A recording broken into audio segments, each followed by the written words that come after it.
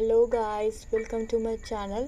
आज मैं आपको बताऊंगी 3 जगह ग्रैनी हाउस में पेडलॉक की पाने के। एंड आई एम 110% श्योर आपको वहीं मिलेंगे पेडलॉक की जहां मैं आपको बताऊंगी। तो चलते हैं सेकंड बेडरूम की तरफ।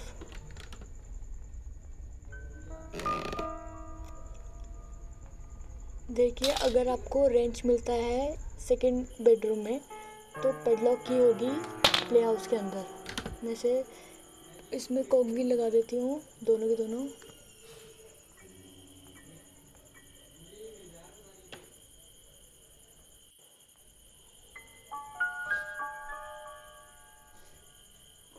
दूसरी एरी कॉक व्हील।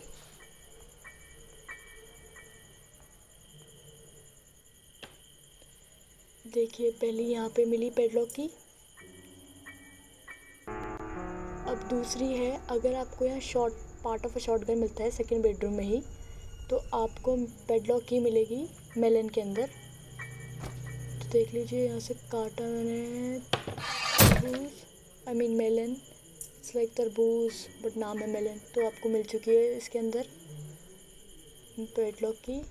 थर्ड है, अगर आपको सेकंड बेडरूम में इंजन मिलता है तो स्पाइडर के बॉक्स में आपको मिलेगी पेडलॉक की। तो चलो मैं स्पाइडर का बॉक्स बंद कर देती हूँ। शूट का बॉक्स बंद हो गया है। अब चलते हैं इसे खोलने। एंड ये पेडलॉक की मिल गई।